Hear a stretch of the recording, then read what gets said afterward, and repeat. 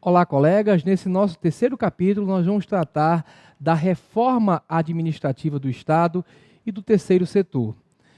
Quando se fala da reforma, especificando exatamente uma reforma, é basicamente aquela reforma que foi empreendida no Brasil a partir do ano de 1995, cujo objetivo formal sempre foi a busca de um aparelho estatal mais eficiente, a implementação no Brasil do que se veio a chamar de administração pública gerencial, em que o Estado deixava de se preocupar tanto com o procedimento e buscava a preocupação com os resultados. Afinal de contas, em qualquer livro de teoria geral do Estado, ou um livro mais teórico de direito constitucional, sempre se afirma que esse Estado, esse ente abstrato, só existe com uma finalidade, que é a consecução do bem comum das pessoas que estão naquele território.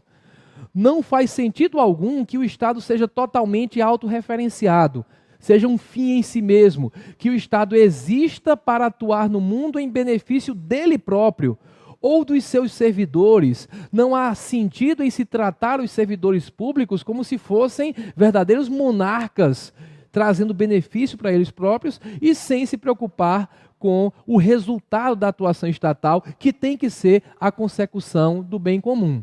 Então, dentro desse contexto, a ideia foi se preocupar menos com procedimentos e mais com os resultados. Se o resultado, que tem que ser a busca do bem comum, o resultado tem que ser o próprio bem comum, se ele estaria sendo atingido ou não. Então vamos reformar o aparelho do Estado. Quando se fala em aparelho do Estado, a gente fala da estrutura organizacional de União, Estado, DF, municípios, dentro dos seus vários poderes, legislativo, executivo e judiciário.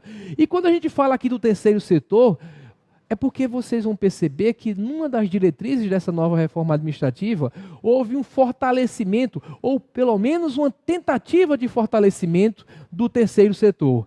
O terceiro setor envolvendo as instituições que atuam fora do primeiro e do segundo setor, né? Porque o primeiro setor é o setor estatal, digamos assim, a estrutura do próprio Estado. O segundo setor envolvendo a iniciativa privada. Agora aquela iniciativa privada que atua, como a gente conhece bem a iniciativa privada, buscando lucro. O terceiro setor seria um setor que foi chamado de público não estatal, que a gente normalmente identifica com a palavra ONG, organizações não governamentais, mas que existem em diversas espécies. Nós vamos falar das organizações da sociedade civil de interesse público, conhecidas pela sigla OCIP, as OS, as organizações sociais. Também podemos enquadrar dentro do terceiro setor os serviços sociais autônomos, como SESC, SESI, SENAI, SEBRAE, enfim, diversas instituições que realizam algumas atividades que são de interesse público, mas realizam fora do âmbito estatal. Por isso muitos falam em setor público não estatal. E é bom até lembrar que alguns autores gostam de falar também de um quarto setor, que seria o setor da informalidade e também da criminalidade, né? As atividades de natureza criminosa, como o tráfico de drogas, e também as atividades que não são criminosas, mas estão sendo exercidas de maneira informal.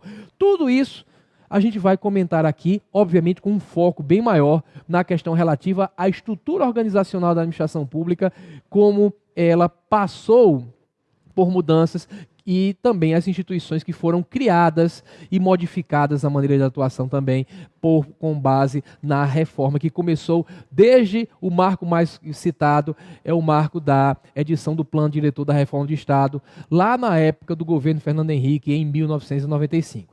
Então vamos aos antecedentes históricos que justificaram a necessidade de se reformar o aparelho do Estado.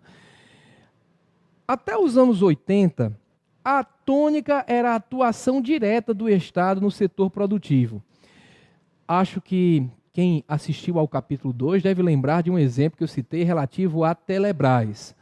Se entendia naquela época que o poder público é quem tinha capacidade econômica para financiar a exploração ou a expansão da imensa rede de telecomunicações necessárias para ligar um país continental como o Brasil.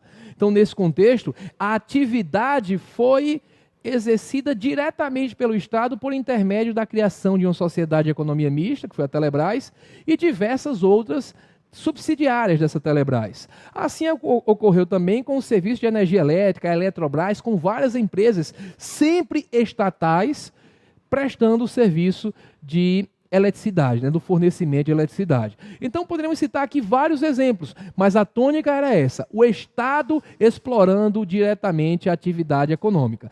Só que nos anos 80 veio a famosíssima crise fiscal do Estado.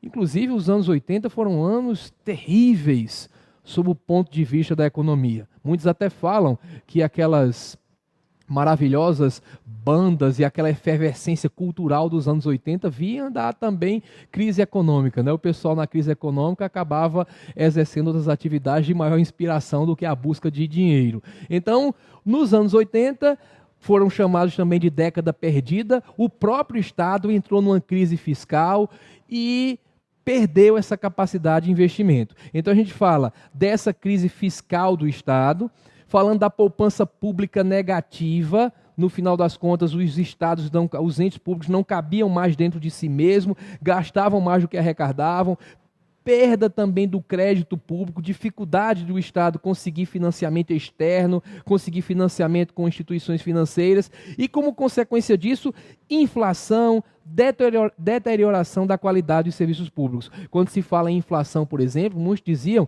que a inflação era até uma válvula de escape para esse problema todo, porque o Estado devedor, né, o Estado com poupança pública negativa, tinha na inflação praticamente um aliado, porque naturalmente os débitos que o Estado possuía acabavam sendo débitos que ficavam com aquele valor nominal enquanto a moeda se desvalorizava. E o Estado emitindo moeda acabava conseguindo equalizar isso daí.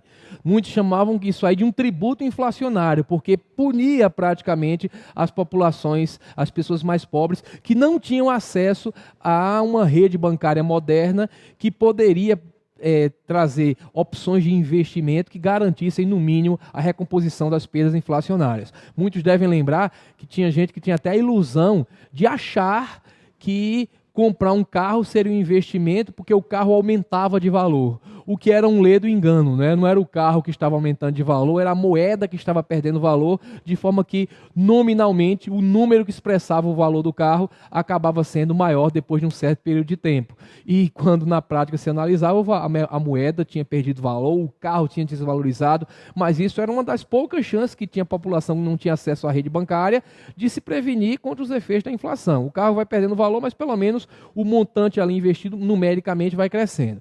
Então, existia a questão do tributo inflacionário, o Estado com a perda da capacidade de investimento acabou deteriorando bastante a qualidade do serviço público, o que justificou a ideia de que precisávamos reformar a administração pública. Chega nos anos 90, com a eleição do presidente Fernando Henrique, foi criado o famoso Ministério da Administração e Reforma do Estado, sob a administração do Bresser Pereira, o ministro, né, que foi criado o Plano Diretor da Reforma do Aparelho do Estado. O MARI foi criado, inclusive, como um ministério para ser transitório. A ideia dele era se extinguir, era reformar a administração pública brasileira e, como dentro das diretrizes da reforma do Estado estava uma diminuição desse Estado, o Estado caber dentro de si mesmo, não faria sentido esse ministério ficar existindo depois de ter feito o que ele veio ao mundo fazer. Então, o MARI deveria ser extinto até dentro dessa ideia de diminuir o tamanho do Estado para que ele coubesse dentro dos seus próprios recursos. Então, nos anos 90, a reforma do Estado, o grande marco da implementação no Brasil do que se chama de administração pública gerencial, que, como nós já falamos e vamos detalhar um pouco mais, traz como um dos seus principais objetivos a mudança do foco do controle. Ao invés de ficar controlando só procedimentos, vamos nos preocupar com os resultados, com o que se traz de qualidade de serviço público para a população brasileira. Muito bem. Dentro desse contexto, para que a gente entenda o que é chegar a essa administração pública gerencial, é bom que a gente cite os 3 modelos básicos de administração pública apontados pela doutrina. Não é nem apenas pela doutrina jurídica, mas pelos estudiosos, a doutrina lá da ciência da administração pública. Se fala de um estágio inicial da administração pública patrimonialista. Quando eu falo de estágio inicial, é porque há uma certa sucessão no tempo entre os modelos, mas isso não significa de maneira alguma que quando se implanta a administração pública burocrática, o patrimonialismo vai embora. Infelizmente, não é assim. Eu digo infelizmente porque uma das características do patrimonialismo, vejam, patrimonialismo, patrimônio, é como se o Estado, com tudo que ele tem, pertencesse ao próprio governante. O patrimônio do Estado se confunde com o patrimônio do governante. A gente sabe que o Brasil é um Estado republicano, a res é pública, a coisa é pública. Não é uma res do príncipe, né? Não é uma res do governante, mas dentro da linha de raciocínio do Estado patrimonialista, nós temos exatamente a utilização do aparelho do Estado em benefício das pessoas que estão ali dentro. O próprio servidor público é tratado como um extrato de maior hierarquia ou de melhor posicionamento, uma casta privilegiada na sociedade brasileira. Então, é o Estado em si mesmado, voltado para si, e isso tem algumas características que, apesar de serem características de uma administração patrimonialista que muitos dizem ser lá do passado, mas que ainda permanecem. Ou vocês acham que não existe mais no Brasil a corrupção, a utilização do Estado em benefício dos governantes? Não existe a ideia de se fazer um contrato para beneficiar uma empresa que é de um filho de um governante? Tudo isso são características, essas coisas são características da administração pública patrimonialista e, infelizmente, ainda nós temos resquícios dela, né? Mas existem as etapas que nós vamos seguir aqui, vamos falar, porque essa sucessão histórica, apesar de, infelizmente, não significar um abandono do modelo anterior, mas os modelos subsequentes apareceram em uma certa sequência cronológica, apesar de, infelizmente, não se abandonar o modelo anterior, que não seria um modelo desejável, tanto é que se fez uma reforma administrativa para se chegar a um novo modelo. Então, primeiro, o patrimonialismo. Como reação ao patrimonialismo, veio a administração pública burocrática. A palavra burocrática, assim como a palavra burocracia, essas palavras, elas ganharam um sentido muito negativo no Brasil, que é um sentido que elas não têm. Porque a gente usa a palavra burocracia de uma maneira muito pejorativa hoje em dia, para se referir a algo que a gente poderia chamar de excesso de burocracia. A gente já imagina aquela senhora lá sentada naquela cadeira e você numa fila para pegar um carimbo, né? Aquela imagem que, se eu pudesse fazer, aquela imagem tremendo, né? Quando a senhora bate o carimbo, chega, treme a tela, você vê que é uma coisa bem do passado. Você vê que você precisa de pegar um documento em um determinado local, ir para um outro local. Tem gente até que fala que o servidor público, quando morre, a lápide adequada para botar no túmulo é no túmulo ao lado. Nem quando ele morre ele quer lhe receber, quer lhe mandar para outro canto. Então essa história de ficar para lá, para cá, um monte de controle, um monte de papel, um conjunto de coisas que até hoje se critica. Que no Brasil, por exemplo, para se abrir uma empresa, a quantidade de documentos, a quantidade de dias é gigantesca quando comparada com outros países do mundo. Não precisa nem comparar com a Europa, com os Estados Unidos, também dá para comparar com até países da América do Sul, que alguns estariam num estado de desenvolvimento menor do que o nosso, mas tem uma burocracia bem menor. Agora, tudo isso é o lado ruim da burocracia, mas a burocracia surgiu como uma coisa muito boa, uma tentativa de enfrentar as mazelas do Estado patrimonialista. Um conjunto de controles, um conjunto de procedimentos que tentam evitar que o governante use o Estado em benefício próprio. Como eu falei, há uma tendência de alguns, inspirados em concepções patrimonialistas, de o governante querer beneficiar, por exemplo, as pessoas que ajudaram na sua eleição, beneficiar seus familiares. Quando for fazer um contrato de grande montante, envolvendo muito dinheiro, contratar empresas que sejam empresas pertencentes às pessoas que ele quer beneficiar. O que agride a ideia de república. Então, como podemos enfrentar isso? Vem a burocracia trazendo um instituto que é usado até hoje, licitação. Então você vai ter que licitar, você vai ter que abrir oportunidade para todo mundo, várias pessoas vão trazer as propostas e você vai julgar objetivamente essas propostas. Um dos princípios da licitação, julgamento objetivo das propostas. É um procedimento fixado legalmente, um procedimento burocrático e que foi, no seu momento histórico, muito bom para enfrentar essa questão do patrimonialismo. Um instituto que vocês conhecem muito bem é um instituto tipicamente burocrático, que é o concurso público. que nós tanto amamos, que nós tanto veneramos, dizemos que é uma coisa maravilhosa, é um instituto tipicamente burocrático. Por quê? Na iniciativa privada, essa burocracia não existe. Se a iniciativa privada quer contratar Zé, porque Zé é um grande naquela área, e a empresa está precisando de uma pessoa muito boa para fazer aquele tipo de coisa, se chama Zé. Zé, quanto é que você quer receber? Se eu tenho condições de pagar, você quer vir para cá, sem burocracia alguma, você vai ser contratado.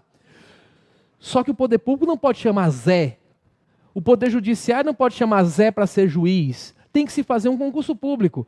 É uma burocracia, mas para quê? Para evitar a mazela do patrimonialismo. Porque no patrimonialismo o governante se sente dono e ele vai querer empregar seus filhos, seus correligionários, as pessoas a quem ele prometeu emprego durante a eleição. Então, o patrimonialismo faz com que o governante trate o Estado como dele.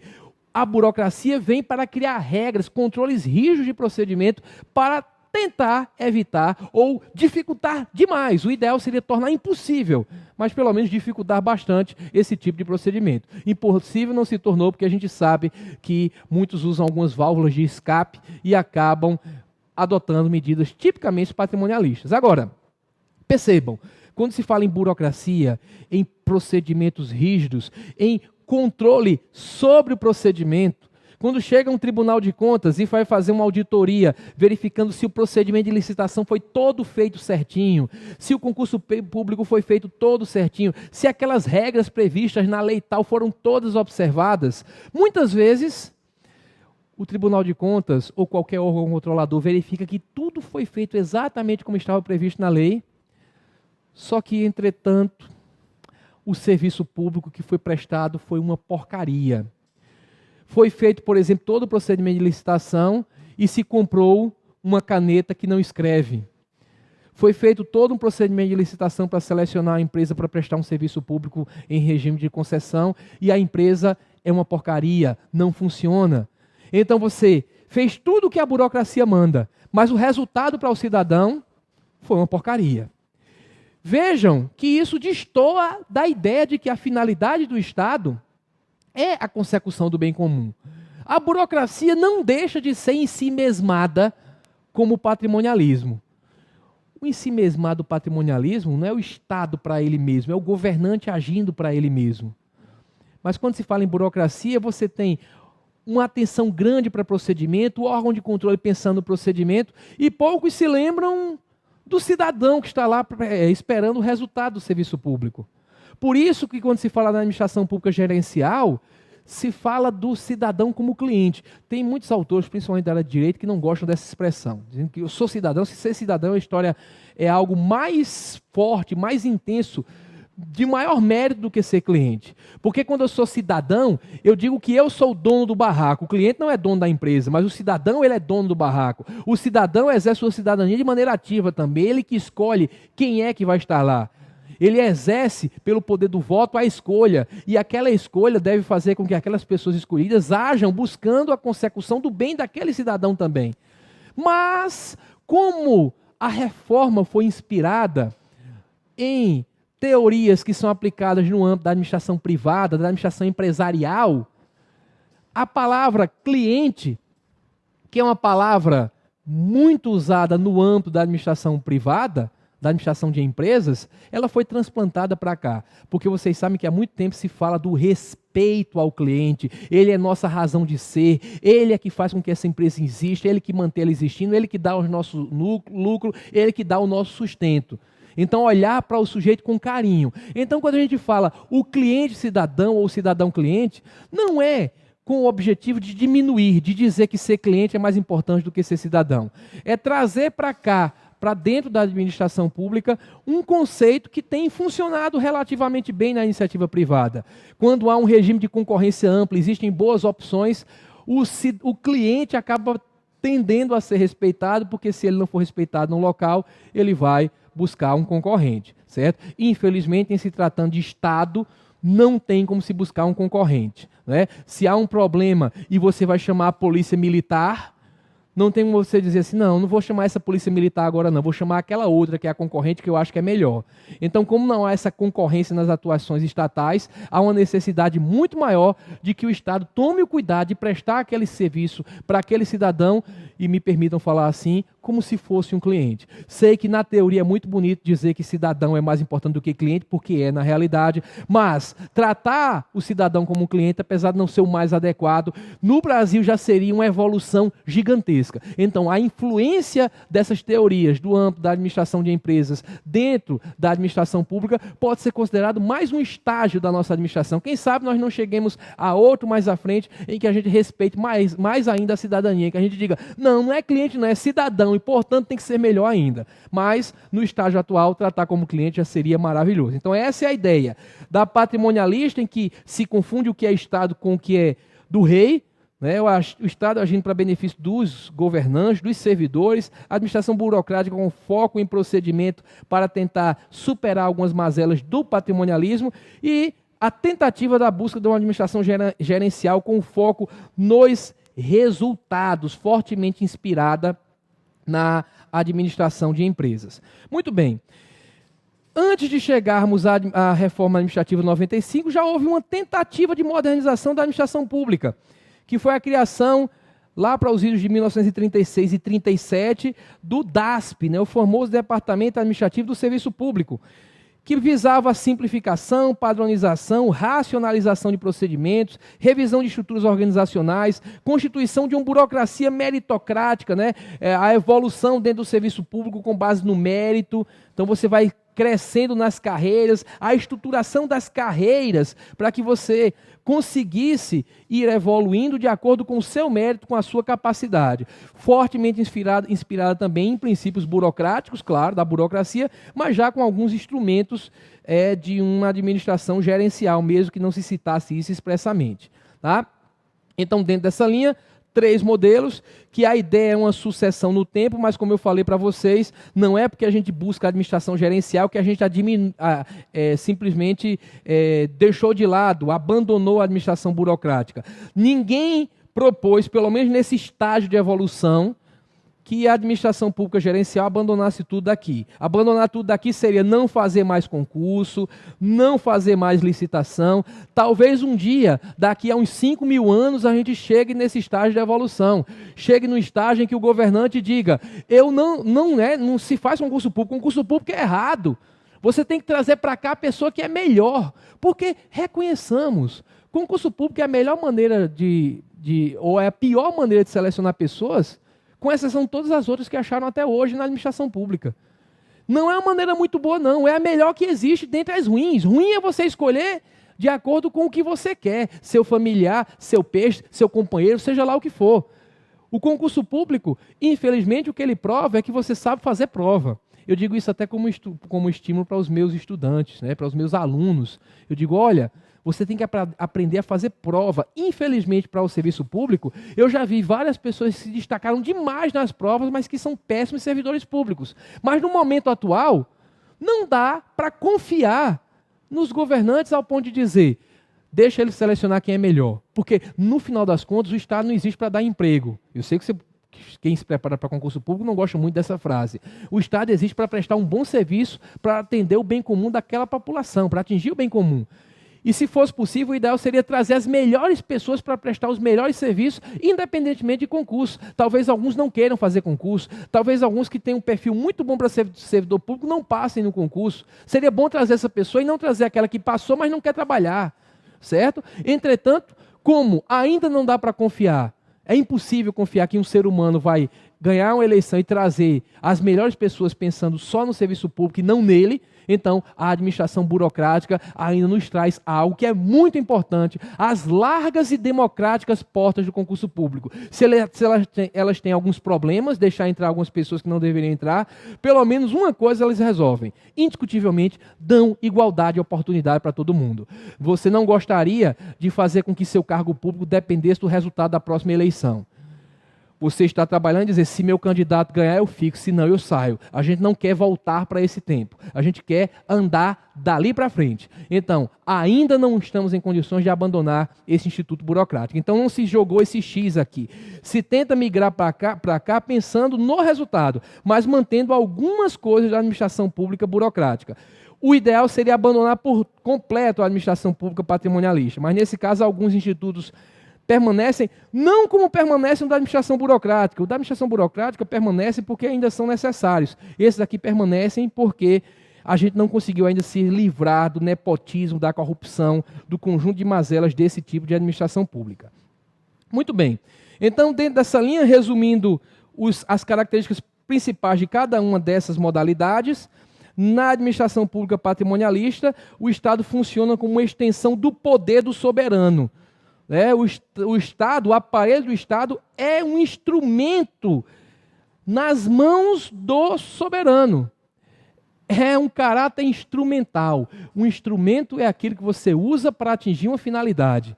Então, eu uso do Estado para atingir o que eu quero que seja atingido. E a gente vê que isso ainda acontece, infelizmente, em alguns casos no Brasil. Tem como características nefastas, mas existentes, infelizmente, a corrupção e o nepotismo. São características do Estado, da administração pública patrimonialista. Quando se fala da administração pública burocrática, apesar de o nome ser bastante, hoje em dia, ter sido distorcido, surgiu como uma coisa boa, para combater os efeitos do patrimonialismo. Então se diz que ele surge na segunda metade do século XIX, na época do Estado liberal, com o objetivo de combater corrupção e nepotismo da administração pública patrimonialista. Aí nisso ele traz alguns princípios para combater esses efeitos. Profissionalização e organização em carreira dos servidores públicos, hierarquia funcional, impessoalidade, formalismo. Quando a gente fala em concurso público, tem a ver com impessoalidade. Eu vou trazer você para o serviço público, independentemente de gostar de você ou não, independente da pessoa que você é, do seu sobrenome. Eu vou trazer quem é melhor. Infelizmente, a maneira que se usa para saber quem é melhor é somente uma prova. Infelizmente, no sentido do serviço público. Não estou criticando o Instituto, eu costumo dizer que tudo que eu consegui na vida, consegui graças, profissionalmente falando, graças às largas e democráticas portas do concurso público. Mas a gente sabe que existem ainda problemas. Mas vejam que é uma coisa muito importante para combater essa questão do nepotismo, por exemplo. Certo? Então, organização em carreira, hierarquia funcional, formalismo, controles rígidos dos processos, que a gente falou do caso da licitação, um procedimento que é controlado rigidamente por parte dos tribunais de contas, também o próprio procedimento de concurso público, então foco no processo. Aí vem como algumas coisas que são negativas, da burocracia. Ineficiência dos serviços em razão do controle ter seu foco nos procedimentos e não nos resultados. É como eu vejo diuturnamente Tribunal de Contas aprovar contas de certos governantes, mas a gente perceber que a coisa não está andando bem. Vocês sabem que a imensa maioria dos serviços públicos não funciona bem. Mas quando você chega lá e verifica simplesmente se está todo mundo cumprindo a lei, em boa parte dos casos você encontra todo mundo cumprindo a lei. Você pode seguir a lei religiosamente e entregar um serviço público de qualidade pífia. E isso é muito comum acontecer no Brasil, característica de uma administração pública burocrática, certo? E não nos resultados. O Estado volta-se para si mesmo também, perdendo a noção de sua missão básica, que é servir a sociedade. Porque no momento em que você olha para o procedimento e não para o resultado, você esquece que é o resultado que é mais importante para a sociedade. O cidadão não quer saber se aquele médico que foi colocado ali foi admitido seguindo um conjunto de requisitos, que é um procedimento do concurso público, em que se foi publicado um edital assim ou assado, em que a banca organizadora foi selecionada de tal forma. O que o cidadão quer saber é se o médico está lá e ele tem qualidade, tem condições técnicas para atender. Ou seja, o que é importante é o resultado. E a administração pública burocrática, apesar de ser uma grande evolução, não traz necessariamente esse bom resultado. Então, continuando nessa vida de Pikachu da administração pública brasileira, ela continua evoluindo. E chegamos a um estado em que se busca a administração pública gerencial, que emerge na segunda metade do século XX, Os valores são eficiência, produtividade, qualidade na prestação dos serviços públicos. Vejam que os valores já atentam aí para resultados. Vejam, quando eu falo em burocracia, eu falo hierarquia funcional, organização em carreiras, procedimentos rígidos. E o cidadão? Vejam, você como cidadão, você tem uma polícia militar que funcione bem simplesmente porque ali dentro há hierarquia? Você tem, por exemplo, um serviço público de saúde de qualidade porque ali dentro há uma organização em carreiras? Porque ali dentro foi feita a licitação? Não.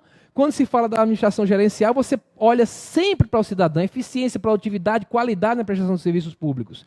E para atingir isso, influência fortíssima na administração de empresas, né? Flexibilidade na gestão, descentralização de funções, redução dos níveis hierárquicos, incentivos à criatividade. Vejam que a terminologia aqui, pessoal, é toda da ciência da administração, não é uma terminologia jurídica. Por isso que a gente usou aqui a palavrinha descentralização.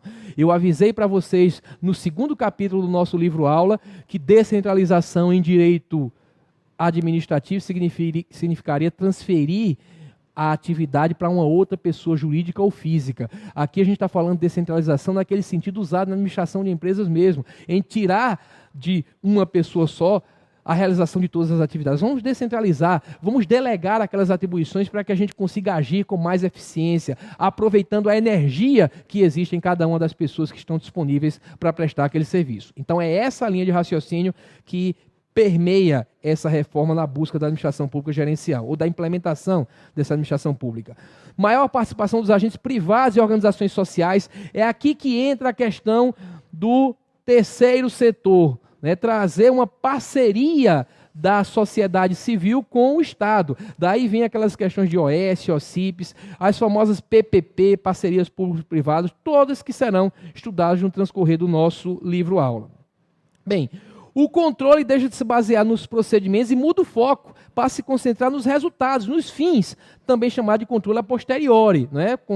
no resultado da atuação administrativa. Inspira-se, como eu falei, na administração de empresas, e os serviços públicos são orientados para o cidadão cliente, como nós falamos. Muitos juristas criticam isso, mas como eu falei para vocês, apesar de ser cidadão ser mais do que ser cliente, se a gente conseguir tratar o cidadão brasileiro como cliente, já será uma evolução. É criticada a terminologia, mas dentro do contexto a gente tem que saber que a terminologia usada foi efetivamente essa. Transparência e incentivo ao controle social para possibilitar a responsabilização dos agentes públicos. Controle social e transparência, a lei de transparência, a lei de acesso à informação, a possibilidade de qualquer um de nós representar o Tribunal de Contas, de fiscalizar diretamente, chegar lá e dizer, eu quero ver os dados relativos ao orçamento desse município.